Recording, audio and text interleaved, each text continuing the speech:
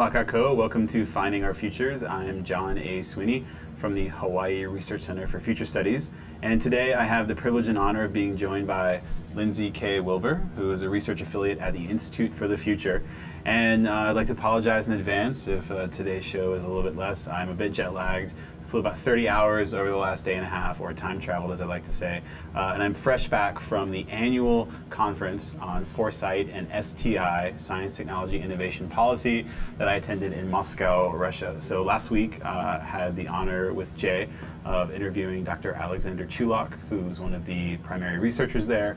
And it was a really fascinating event, international, so you had people there from China, Korea, Japan, all over the UK. I was actually the lone representative from the US, in talking and thinking about what kinds of policies could be put into place utilizing foresight to help foster and incubate innovation, and specifically looking at new technologies, building ecosystems around those technologies. So how can we actually develop and hone economies built around things like 3D printing, new nano and biotechnologies, and again, how we can utilize foresight and future thinking as a way of moving that sort of stuff forward. So while that was really fascinating and amazing, I don't want to suck up any more time because I want to get to what is the meat of today's show, and is really a pretty amazing person to be able to talk to. Lindsea has sort of done lots of interesting things, but recently she was the representative from the Institute of the Future on the Millennials train. So Lindsea, tell us what that's about. Yeah, so I was one of the participants on the Millennial Trains project. I was one out of 24 young millennials, and here millennials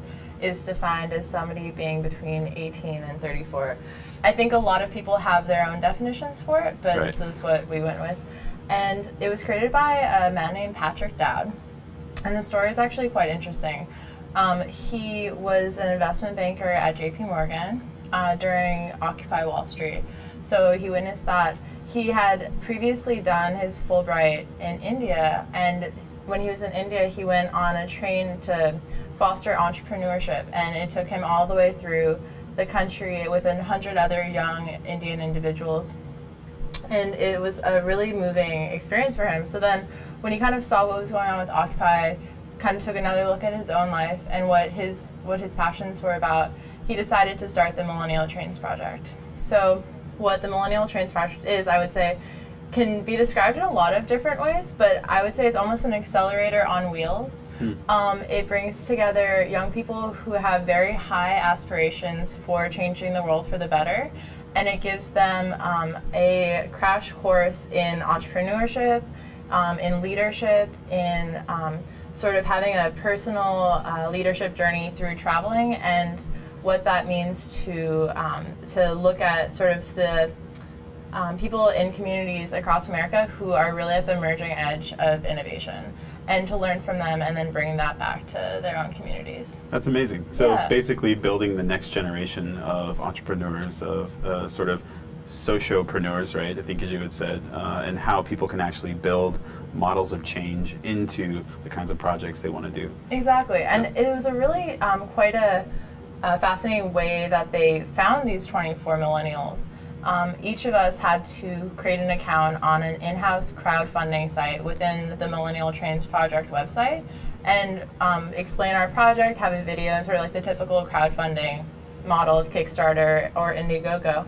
And then we had to raise our own money, $5,000, to buy our ticket onto the train.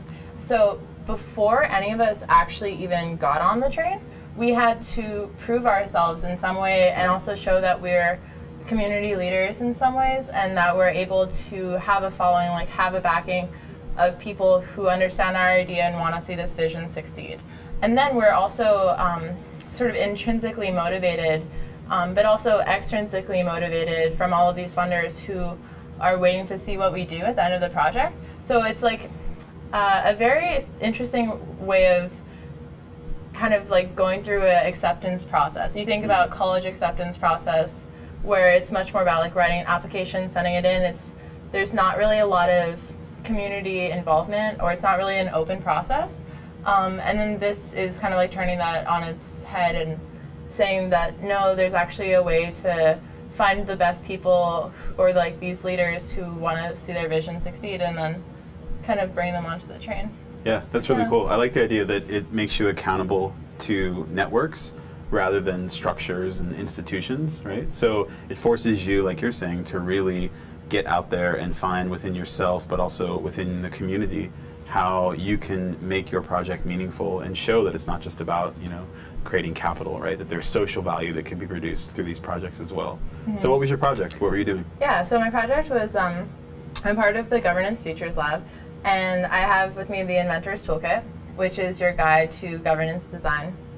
And essentially what it is a tool for people to use that, almost a game, actually. I would say less of a mixture between a tool and a game. And so there's 4 different steps to it. There's investigating, rethinking, designing, and prototyping. And by the end of it, the idea is that you will have envisioned a near future possible society. And then you'll have also created these mechanisms of governance for that society. So in any society, we have social institutions like government or education or family. So all of these social institutions sort of work in tandem with like our vision or with our everyday experience. So in this, it's asking you to investigate some of the current challenges of government, like what do we have here? So unjust, bureaucratic, nationalistic, patriarchal in some cases, unfuturistic, so not a lot of long-term thinking, slow, undemocratic, at times, violent. And so those are sort of the core challenges that a lot of governments today are facing. And then the second step asks you to rethink what the foundational assumptions are for those governments. So whenever you have an institution or anything really, like it's based on some sort of philosophy or worldview or assumptions that you make about the world around you or yourself. And those often are not really made explicit, but in governance design, in any kind of design, it's really important to make those explicit before you engage in the design process. So this toolkit, the second step, asks you to make those assumptions and your values, your philosophies very clear. So you outline what your most important values are, just like the founding fathers did in the preamble of the Constitution. And then it asks you to describe what your cosmology is, so what your view of the world, how it works. Then the metrics for success. So right now we have gross domestic product, but then there's also like gross national happiness or also the genuine progress indicator that are alternative ways to measure success of a country, but what other possible ways to measure success exist? Also territory. Does a country have to have, or do we have to have countries at all? I mean, do they have to have borders that separate them, or can a governance system be based on, say, like a galaxy or the world at large, or any other kind of thing, like a cosmos? Also asking you to talk about like human nature. Are we naturally good or naturally bad? Political subject, those kinds of things. So then once you have those laid out, and then you can kind of engage in the actual design process. So, a value could be the interconnectedness of all things, or it could be personal liberty. So for personal liberty, what would a market look like that would support that? Or for the interconnectedness of all things, what would a city look like that really embodied that value and brought that value into your day-to-day life when you interact with the city or the built environment? And so this is meant to actually be collaborative as well, right? So it can be collaborative, right. Yeah. In some ways, you're actually doing politics by engaging in the process itself, right? By negotiating your perspectives, other people's values, by engaging in those conversations, right? By working that sort of stuff out. Totally. You're actually doing governance, right? You're actually enacting a form of politics where it's asking you to put your ideas on the table, to take into consideration other people's ideas, and to sort of leverage that and to come up with sort of compromises, but also to move beyond that as well. Yeah, precisely. And that's what my project was. So with this toolkit, I went around to the 7 cities. The Millennial Trains project went through 7 cities. It went through San Francisco, Salt Lake City, Denver, Omaha, Chicago, Pittsburgh, and then DC. So in each of those cities, I held workshops in a lot of times in co-working spaces or in really innovative community spaces, or like some of them, I held a workshop at Malcolm X Foundation, where Malcolm X was born in Omaha, in these different places where, you know, with really radically different individuals, usually, and so as I went across the country, I got snapshots of what, you know, their preferred values would be for a future possible governance system or for their future, ideal future society. Which was that was amazing. And so I gave these toolkits to the community leaders in all these cities, and then taught them how to hold workshops themselves. Nice, that's fantastic, right? Empower people to be able to do it themselves, right? Build competency for them to do it. So in these vastly different cities, right, vastly different organizations, did you find commonalities? Did you find that there were some core key values that people spoke to continuously, or did you find lots of diversity in the different towns you went to? I think I found the most commonality in the values part of the whole toolkit. Sometimes, you know, in how those values were expressed through, you know, the mechanisms like government or built environment, those differed, but it was very surprising to see that pretty much everybody talked about community and how it was, in their own personal lives, having a strong community was what helped them get through the day the most. Like that was something that was a necessity for people to have a strong community, to have like, you know, everybody spoke of very like social values. That's interesting, right? Because oftentimes we see that the issues related to particular social communities at the regional or local level can create sort of endemic cycles, whether it's, you know, poverty or related to violence. So how do you leverage the value of community and people feeling connected to community, right, as sort of an axis of change? And it seems like this really gives people a means to articulate those values and then work towards creating and designing systems built around that. I completely agree. And where I found the most diversity was in how people reacted to the toolkit at first. Because this toolkit, I mean, it's not something that is very like a common approach, I would say, to governance or to thinking about society. When I first experienced this toolkit, it made me feel like very excited, because it was almost like all of these thoughts that I'd been having, but boiled down into one pack of cards, if that's possible. You know, because this is really the tip of the iceberg. This small deck of cards contains so much and really questions a lot, I think, in a very accessible, straightforward way, which I think is its most valuable design element. But it's also something that challenges the status quo or your like normative ways of thinking about like institutions or government or society, which I think is what is the goal of a lot of futures work in general, is to just get, not to challenge those norms, but to really to get you to look at them from a new perspective, so that you can see what works and what doesn't work, and then you know, maybe make changes to build a more preferred future. Right. So I think this was it's a really good kind of starting point to futures thinking, and I think in general this kind of design-based futures work seems to get a lot of acceptance with people who are not used to the futures thinking as well. Right. It makes it digestible for people, right? It gives them a point of entry, and it allows people to feel, like you were saying, like they have a sense of agency related to the future, right? Exactly. I mean, so much of it can be so complex, and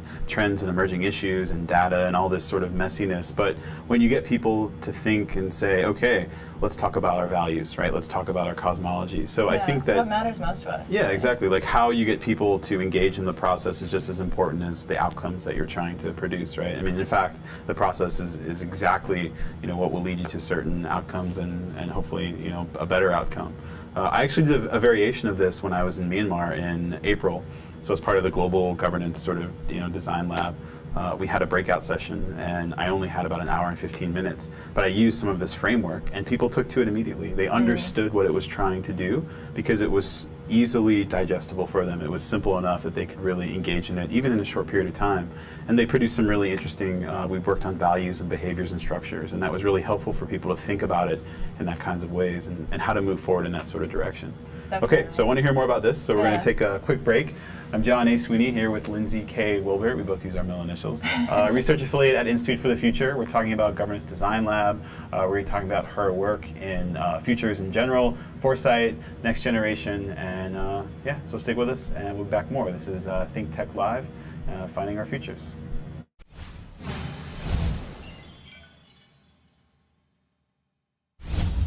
Aloha, I'm Duko Ishii for ThinkTech News. ThinkTech broadcasts 15 new talk shows every week from its studio in Pioneer Plaza and plays them around the clock. Last week we had several notable shows, including a Healthcare in Hawaii show with host Senator Josh Green and Keawe Aimoku Kaholokula of the John A. Burns School of Medicine on Native Hawaiian Medicine. The Arts in Hawaii show with host Donna Blanchard and Neil Milner, political commentator, on his new book, The Gift of Underpants. And a State of Clean Energy show with host Jay Fidel and Liam O'Neill of Hydro Tasmania on clean energy down under. This week, we've scheduled some great shows for you, including an Arts in Hawaii show with host Donna Blanchard and Ikaika Hussey of the Hawaii Independent News website and magazine on ongoing news in the 21st century. An Asian Review show with host Jay Fidel and attorney Russell Liu, who practices in Beijing, on Where Have the Chinese Gone? A ThinkTech talk show with host Jeff Gear of Talk Story with storyteller Ann Glover on More Talk Story in Hawaii. You can watch our shows live on Ustream.tv and Spreaker.com and on demand on YouTube.com. The links are on our site at thinktechhawaii.com. You can download the mobile version of our site from thinktechhawaii.com and see our shows on your smartphone or other mobile device. And that's the news for today. This is Duko Ishii for ThinkTech Hawaii. Mahalo.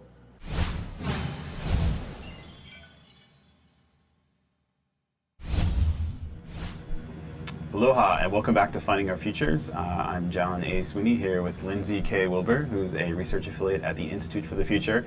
And she was just explaining all of the awesomeness that goes into the Governance Futures Lab. She had a chance to be and take a ride on the Millennials train, which went around to 7 U.S. cities, and asked the next generation to sort of, next generation as if I'm that old, but I guess I am now at this point, to sort of move and to think about how they can build sort of social good and work through the processes of, again, social change, hopefully for a better future. So we were just talking at the break, and as part of this, you presented at the Social Good Summit in New York, your research. So could you talk a little about what that is and what you did there, and yeah. Mm-hmm. Yeah, sure.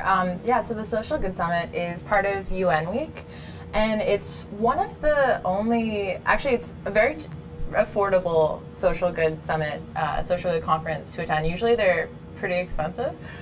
So it's very open, and it also is one of the only conferences during UN Week that's live streamed, and they have satellite events in over 65 UNDP offices around the world who are live streaming this conference and also participating themselves. And it has a rather large Twitter following as well.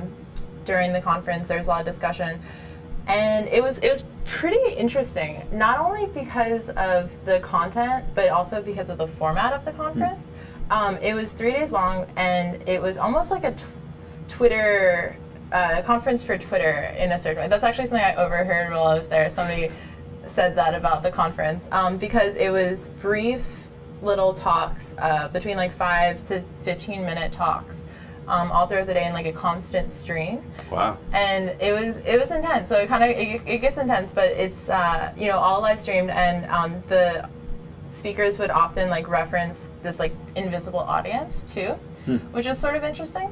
And everybody was discussing technology for not only what volunteers were doing with what they call collectivism now, so like online activism, but also what higher level government officials were doing with technology, or what socialpreneurs, these social entrepreneurs were doing to use technology for social good, but also for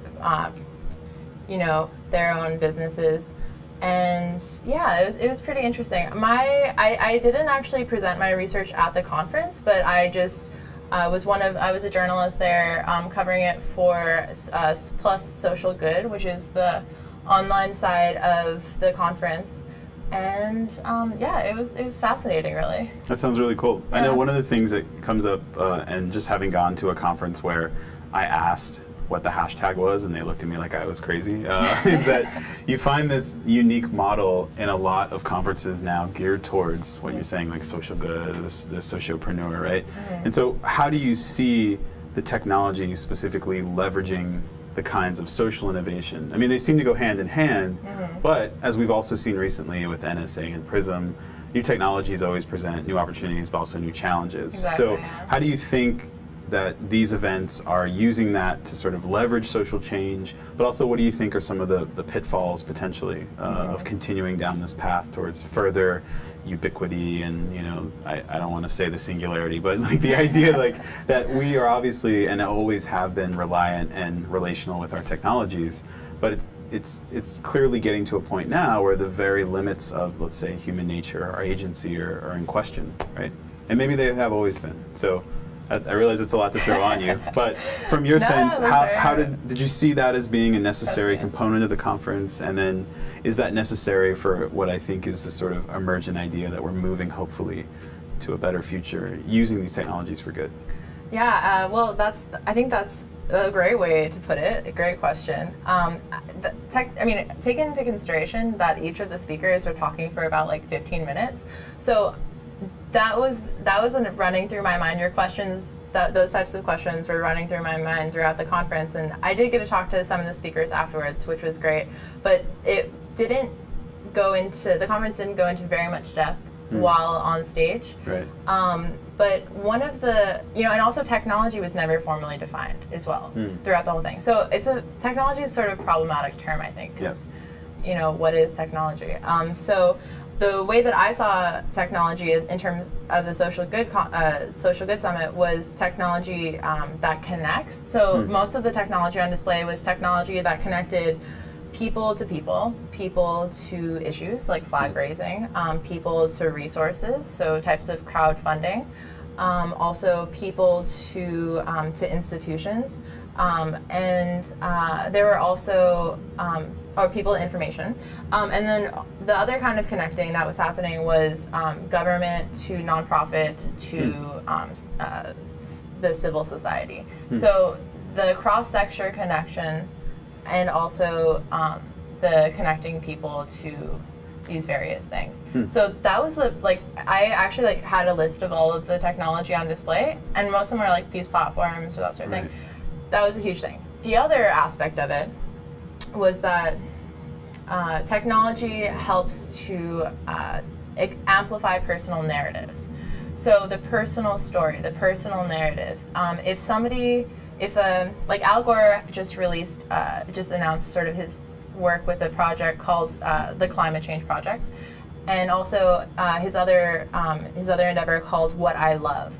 And with both of these, he's attempting to bring climate change into that personal experience realm, rather than having it be sort of like this big idea that is almost impossible to sort of like wrap your brain around. An inconvenient truth, right? Yeah, exactly. Right.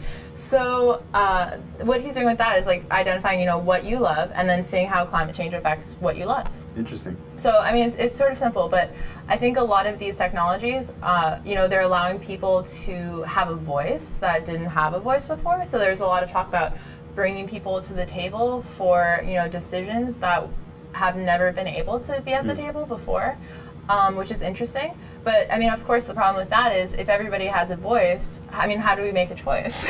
Right. And so of course there are always problems with that. But this idea of allowing people to say what they feel is important to them is huge, and it's very, I think, empowering for people to be heard too. So that was a really big aspect of it. And also, I think that the problems of technology, there's another refrain was that technology is neutral. And I think what they meant when they said that, the speakers of the conference, was that any piece of technology could possibly be used for good or for evil, for social good or for social evil, let's say. but actually, I don't really believe that technology is neutral. And I think, as Marshall McLuhan, the famous media theorist, said, we shape our technologies and thereafter they shape us. So the idea is that, as we create these technologies, this iPad, for example, like we have certain affordances, we have certain capabilities that we can do with that device. And it reframes the way that we interact with, with others. It reframes how we interact with the world. It adjusts our perceptions of ourselves because of the way that we're able to interact with it. And so that aspect of technology wasn't really discussed. It was more about how can we use sort of like social media, or how can we use the internet, or like the rise of mobile devices in order to give people a voice, or to connect them with like information or other people, or do all these things. But the actual like formation of the technology or like the implications of the technology that's already existing, those weren't really discussed. That's interesting. I mean, oftentimes that's one of the critical issues in any new technology, or in the sort of ecosystems underlying them, is the broad ethical considerations, right? So, Which for is example, where the NSA comes in. Right. Yeah. I mean, not only like what are people doing with the sort of new technologies and the sort of software and the hardware, but what sort of is the orgware that goes along with it, right? What are the sort of institutions, the structures, the systems, the values that help support this, and exactly. who has a sort of a voice in that conversation of shaping what those are, right? And so I often sort of fall on either side. There's this sort of strong ties, weak ties argument, but it's very clear that at the very least, like you were saying, allowing more voices to be heard could potentially radically change the very nature of the conversation itself, right? So if we have this sort of cacophony and all these voices, like how do we make choices, right? How do we allow for new forms of engagement and new forms of governance? Right. And it sounds like this was a really interesting event, again, not only in sort of like form, but in the sort of, or the content, but in the form itself, right? How it was sort of being sort of constructed and being put the message out. Yeah, definitely. And one interesting example was the use of drones. So like they talked about drones for social good, which was really exciting. And this is just making me think of technology for good or for evil. But with the drones, there's a couple. Well, you can now use drones. People are using drones for monitoring the populations of wildlife in the mountains in Thailand, or also the UN is thinking about partnering with different people on the ground who can monitor surveillance of drones flying over areas where warlords are committing crimes, and be able to monitor these through like crowdsourcing the footage. Wow. So I thought that was really interesting. That was like one of the more interesting discussions on technology itself. Was that one. But in general, yeah, it was an interesting conference, and I think it really did speak to the work with the Inventor Toolkit that I was doing across the country, because precisely of thinking about those values that underlie technology, and like how do we make a choice? Like how can we create structures for participation? You can't just like let in a floodgate of voices in, and that's not really gonna produce anything meaningful. But how can we still bring in those voices, but then structure it so that it can be used for meaningful deliberation? That's cool. That's really interesting. Yeah, I know that obviously drones have been a huge issue, and there was recently a family of a person who had been killed by a drone. They came from Pakistan and they gave testimony, and the father, or I think it was the cousin, had said that he doesn't like blue skies anymore because the drones won't fly when it's cloudy, right? So it's really fascinating. You think about values, right, and how now he's had to completely re-articulate and rethink his values.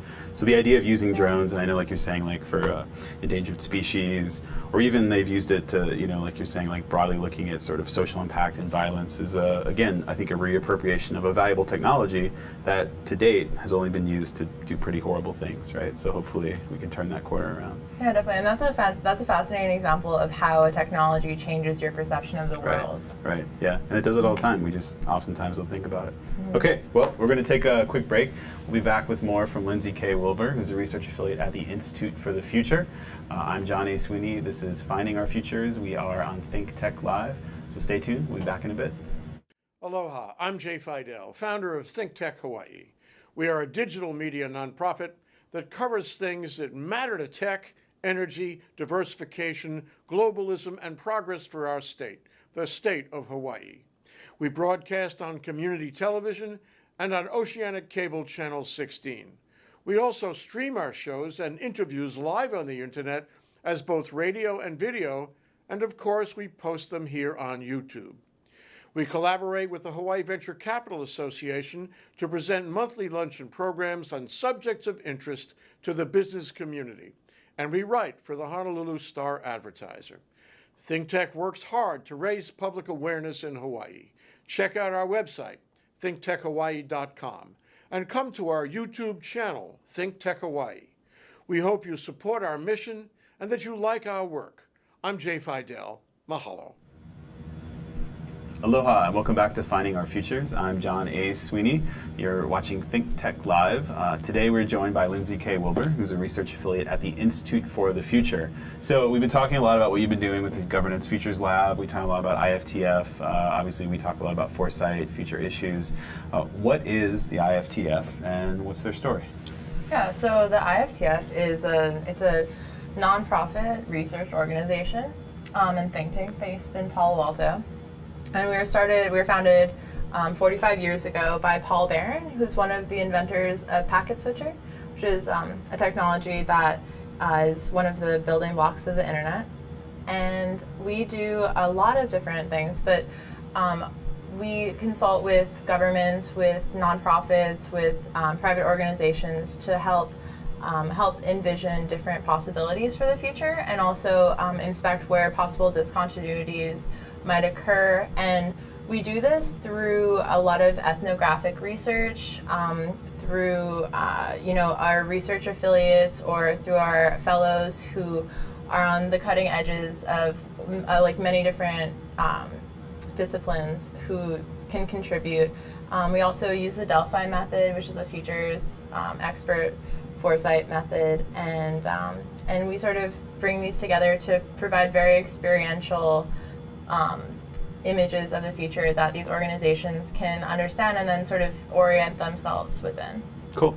And there's a really good history there, like you said, of doing engaged research. So for my research, I'm particularly interested in the work of James Castillo, right, who works there, and he has a text on geoengineering and focuses a lot on these big questions of technology. But there's also a Hawaii connection as well. So could you talk about who from Hawaii has made a go for it at the IFTF? Yeah, well, so actually that's who created this toolkit right here.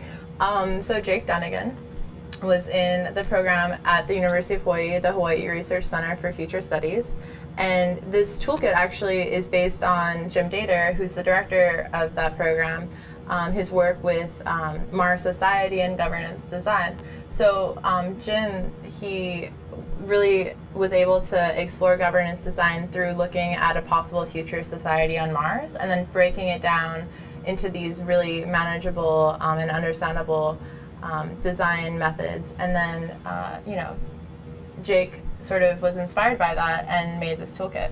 Yep. Yeah. Yeah. So there's a really nice Hawaii IFTF connection there. And yeah, as you mentioned, totally. Jim's sort of been doing this for many years, but what Jake was really able to do, it seems like, within the IFTF framework was to take it to the next level, right? To make it engaging, to make it digestible for people, to really build a means of thinking about a broader process for getting the public involved in this, right? Like engaging people. And so you mentioned at the break a little bit about some of the next steps. So what's next for the Governance Futures Lab? Yeah, so, well, we're trying to expand the toolkit in as many different types of media as possible. So, for example, how could this be, how could governance design be put into, say, like a mural or street art in a community?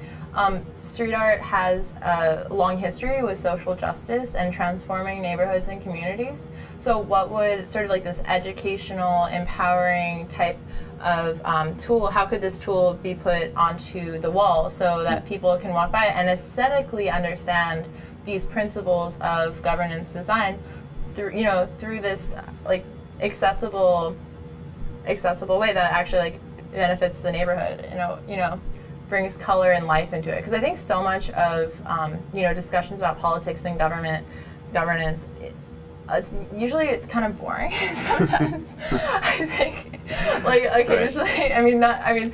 It's not very colorful. It doesn't really engage you. And so I think what we're trying to do is just think about what are like some fun, interactive, inspiring, empowering ways to communicate this idea. And to go back to the IFTF's work. A lot of what we do, like you said, really tries to engage the public as much as possible, and present our research in a way that is immediately accessible for people. So we'll create like large maps that you can sort of follow and like understand these issues, or like videos, or we even commissioned a bunch of science fiction writers to talk about what the Internet of Things will be like. So so these science fiction writers were able to take this very difficult to grasp concept, like you were saying. A lot of futurist concepts are sometimes hard to really understand how they'll play a part in your day-to-day life, but that's what these science fiction writers did. Is through that personal narrative we're able to enlighten readers about this kind of like confusing topic, and so I think that's really what a good futurist does, is take these complex issues, but then it's more of like the science side of things, but then the art side of things is to be able to communicate them in a really accessible, enjoyable way, where you feel like you're learning, you're engaged, but it's also changing your perspective. And I think traditionally aesthetic media, or like art or film or these kinds of things, they really do change your perspective in ways that sometimes like reading a white paper, like 100-page white paper, isn't going to do. Exactly. Yeah, finding ways to engage people. And I think your point about complexity should be a point and an impetus for creativity, right? And so often people can be shut down because it can seem like too much. But if you allow for imagination and really try to engage people in a way that really invokes them to think about what it means to be a citizen or an engaged human being in a novel way, then that's what future should be, right? It should be a way of sort of getting people out of their sort of normal mode of being and sort of like waking them up. Yeah, that sounds really cool. So what do you see as being the next sort of, I don't want to say evolutionary step, but the sort of movement towards a governance paradigm that allows different types of voices to be heard? And then maybe what's your preferred future at the governance level? Oh wow, okay. Bringing that one up. Yeah, so I think that I've been, after doing the research on the Millennial Trains project across the country, and talking to not only people on the ground, but a lot of the mentors on the train who are pretty high level, either like social venture capitalists who are looking at what to invest in, and these kinds of people, it seems like there is this changing role in like what it means to be a public servant. To me, I think looking at the future of the public servant tells you more about what the future of governance is going to be like than actually thinking about what the future of government as this big entity is, because it's bringing that down to like that experiential level. So I think in the research that I've done, like what it's taught me is to bring it down to the experiential level of like what somebody does on a day-to-day basis, and I think that the public servant of the future will be somewhat of an entrepreneur themselves. They will be able to adapt to changing circumstances. They'll be able to look at a wide, they'll be at the junction of many complex systems, but they'll use that as a jumping off point to make these very creative decisions. So I see them as being, very creative, working with civil society, but then also, different entrepreneurs in the community, with nonprofits, really sort of being like the connector and really understanding sort of like this broader community, but then being able to leverage all that and be a collaborative leader. So like half participant, half profit, right? Sort of the person who inspires, who brings in things, allows things to sort of like emerge on their own. Definitely. So that's my preferred future, I guess. Right. So that would be my preferred future. And I can see that, so at that public servant level, that's what I see it as. But then to like move into the institutional level, I think really like adaptive institutions are necessary, and to have that you need those kinds of people who are there and committed. Right. Build in complexity to the system, to the institution itself, right? Whereas so many seem to withdraw from the uncertainty and the complex, right? And they get reified, so they're not able to deal with that, as we like to say in the Minot School, as Dater says, how to learn how to surf tsunamis, right? To find a way to sort of deal with radical change, but then to allow for themselves to mutate, right? In ways that might be unexpected. Yeah, and that's a great thing, honestly. And because everything is transforming, and institutions that sort of seek to simplify through abstracting and then ossifying that abstraction, I think it's causing more pain for everybody involved, really, like at the end of the day, than, like transforming is a natural process that I think is happening whether they do that or not, really, like whether they try to hold on to any sort of status quo or not, like change is actually going on anyways. Right. So the asterisk on that sentence should be "See the Tea Party." Right. Okay, so we're gonna hear more about this from Lindsea K. Wilbur, who's a research affiliate at the Institute for the Future, in just a little bit. I'm John A. Sweeney. This is Finding Our Futures. You are watching ThinkTech Live, and we'll be back in a bit. Aloha, I'm Nicole Horry for ThinkTech. For nearly half a century, the Hawaii Foreign Trade Zone No. 9 has brought the benefits of the Foreign Trade Zone program to Hawaii businesses and entrepreneurs. DBET, the Department of Business, Economic Development, and Tourism, operates Hawaii's Foreign Trade Zone program to encourage international business and economic development. The Foreign Trade Zone's mission is to increase the amount of international trading activity in Hawaii, thereby providing employment opportunities for the residents of our island state. For more information, see ftz9.org. I'm Nicole Horry. Mahalo. Aloha, and welcome back to Finding Our Futures. I'm John A. Sweeney. This is Lindsea K. Wilbur, a research affiliate at the Institute for the Future, who also, I don't want to say moonlights. I mean, you're a regular fixture at the Hawaii Research Center for Future Studies as well. So. Yeah, I've burrowed my way in, I would say. Indeed. You flowered your way. How about that? That's better than burrowed. So, okay, at the break and into the beginning of the section, we were talking a little bit about space, and that's why we picked the background. So you have an affinity for space. You've done really interesting projects with kids. You're also doing some stuff potentially with local communities looking into space. So let's talk about space. So what's up with space? Sounds good. Yeah, I love space. My dream is to be a philosopher in space one day. So that's sort of, that's my dream career choice, also lifestyle. And what I see that as is a person who is looking at Earth from a very high perspective and sort of doing like an anthropology on humanity from outer space, from having, this kind of distance perspective and really being able to observe humanity philosophically from the ether and from the cosmos. But really, like, you can do that from Earth, I think. As Buckminster Fuller said, we are a spaceship Earth. So I think having that perspective, I'm training myself now, so I have like a kind of a 3-tiered training process. My curriculum, I call it.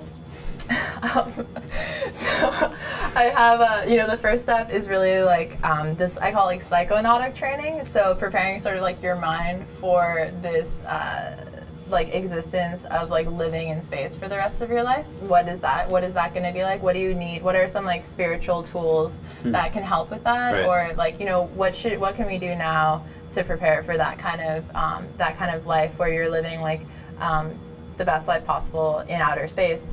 Because it's a monastic life. I mean, there have been modeled communities in sci-fi, but one of the critical issues and questions about how do you deal with, even among smaller communities, right, the intense isolation or the sort of like feeling of only being with this crew over and over again. Exactly, and I mean, they're about to do high seas research right now where they're accepting applicants to be by themselves for like 3, 4, 6 months.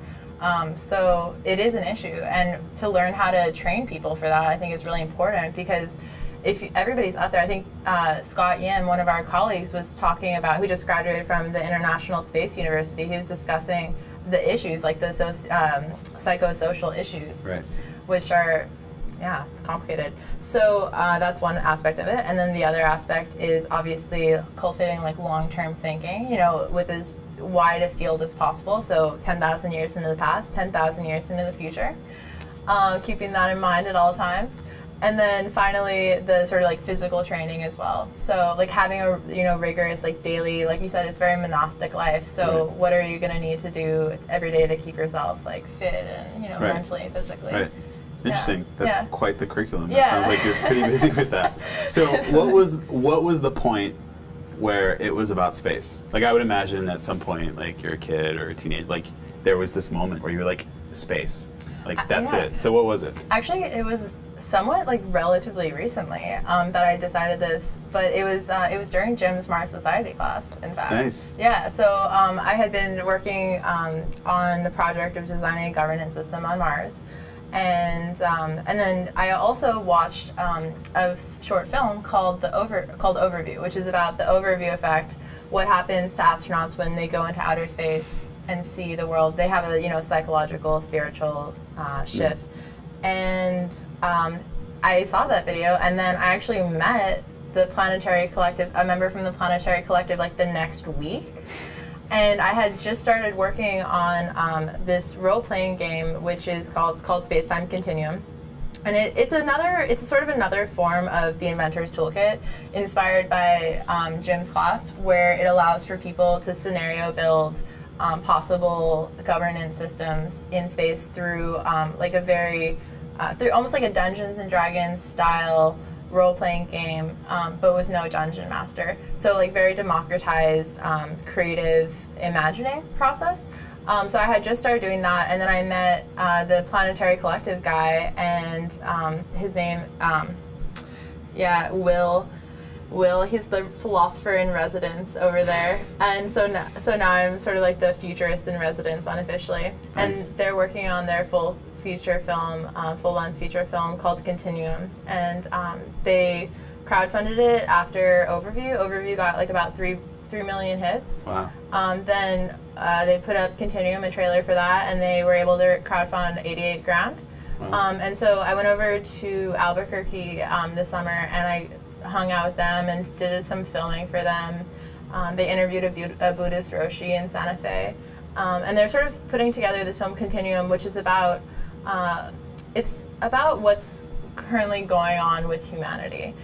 You could say, like a lot of the issues, a lot of the transformations, a lot of thought leaders talking about what they see going on, and it's this compendium of all of these ideas and images and opinions from around the world. They went to like 6 continents. Yeah. Interesting. Yeah, as you were talking, I was thinking about that idea and the way in which we've seen societal transformations, and the Earthrise image was such a key point, right, for leveraging the sort of ideas and the sort of like getting behind the environmental movement, right? So actually coming up and seeing this pale blue dot, right, like seeing the Earth just sort of hanging there in the sky, coming up over the moon, is really what inspired people to think about having an ecological perspective, right, and like pushing towards the environmental movement. So space obviously is in some ways a place of new beginnings, but also it, as you were saying, sort of forces us to question what do we bring with us. So in thinking about the sort of radical diversity and the ways in which space is, in some ways being corporatized, and we're seeing governments sort of get out of space, like how do you see the public getting to sort of play into this? And because we're seeing a lot of like the billionaire sort of Bond villain-esque type approach to space, right? Like come into my private spaceship and we'll go up, versus like how do average everyday people kind of connect with that? And what do you see as being the role for the public, or sort of the future idea of the public in space? Well, I really like the model of the 100-Year Starship, which is an organization that is sort of seeking to prepare us for a multi-generational starship. They expect it to happen in the next, I think, like 100 years or something like that. So it is long-term thinking. And I think that is sort of the starting point where I see a lot of non-billionaires getting involved, is really like thinking about the question, so you mentioned how that overview effect has impacted, our environmental consciousness, but I told that to Scott Yim. And he was like, actually, well, that is true, but at the same time, there's been a lot of like psychosocial problems, where people are like not getting along because they're in space for all this time, and they see the Earth from space, but it is transformational, but it doesn't totally translate into a habit-changing, kind of world peace. So where's that gap? Like that's the kind of gap where we all can get involved in, thinking about what that would be like ideally. Maybe the built environment of the spaceship doesn't uphold the value of, having a really positive community, possibly. That's maybe like one way to look at it from like the Inventor's Toolkit perspective is, what are these underlying values that we want to bring into space, and then how can we express that through, the built environment, through the governance structure, through these various things that will, frame our interactions in such a way that will be positive. But then also, on a more technical level, there's been a wonderful sort of, makerspace, citizen science-based science exploration, or like, involving robotics, involving, lots of different aspects. One of my favorite projects involves like the CubeSat, where you can make this satellite and, with a bunch of people as like a learning experience, and then for under 40 grand, you can shoot it up into space and have your own satellite up there. And I think that's only going to get cheaper and cheaper. I'm not really a fan of like adding more space junk, so obviously that will have to be considered. But, this idea that you can, send something that you've put your hands on, that you've created into space. Or like now there's one where, I think it's like this, it's an art project where they've sent up a CubeSat and then you can like send a tweet from outer space. Wow. Which is kind of cool. It sort of, doesn't like do too much, but it's like a kind of cool perspective shift. And groups like Space Gambit, actually Jerry Isdale, who's one of the founders of that, he's living on Maui, he's based on Maui, but he's like connected with the whole North America makerspace, maker movement. And, he hosts competitions for citizen science space research, but like in maker spaces. And also, DARPA is really interested in that as well. Basically, like encouraging this kind of really like democratized exploration of space technology. Cool. So, yeah, that's really fascinating. So, just really quickly before we bug out, you had mentioned that you were really interested in robotics, and you were also at Startup Weekend. So could you just quickly say what that is and how that went and what you were up to this past weekend? Yeah, for sure. So we had Startup Weekend at UH. It was sponsored by PACE, which is the entrepreneurship side of the Scheidler School of Business. And we had lots of different really great teams. My team was called My Robot. And so we had a little robot called TruckBot that one of my partners made. And this is like a pretty simple, like very extremely simple Arduino-based robot, but it moves. So you hook your smartphone up to it, and then we built this website that through the website you can control the robot or through another smartphone. So like somebody, can control something like across America or across the world. They can control a robot like sitting on this table. Or for example, like a grandma can play with her kid using like a little robot, like a little stuffed animal robot that moves with a video camera in it or something like that. And you can like sort of build onto our basic robot. So we have like a basic open source software hardware system that people can mess around with. And then we were thinking, so how do we make money? That's the question. But we were thinking that maybe we could make some sort of marketplace for DIY robotics experiments. So if you make a super, super cool robot, then you can put it on the website, and then people can either like, maybe interact with it from afar, like drive it from afar, or they could also buy it if they liked it. Like an Etsy for robotics. Exactly. That was like our one-liner pitch, was cool. like an Etsy for the DIY robotics community. That's excellent. Yeah. It was fun. Well, thanks for coming on. Thanks for hanging out. Totally a pleasure to talk with Lindsea K. Wilbur, who is a research affiliate at the Institute for the Future, which is based in Palo Alto, California. Lindsea also moonlights at the Hawaii Research Center for Future Studies. She's currently finishing up her degree, focusing on alternative futures as well, and is always doing interesting stuff. So hope to be able to chat with you again. I'm John A. Sweeney. This is Finding Our Futures. You're watching ThinkTech Live. Tune in next week when we'll be talking to some interesting folks from Atlanta, which is where I'm headed. So we'll see you in the futures. Aloha.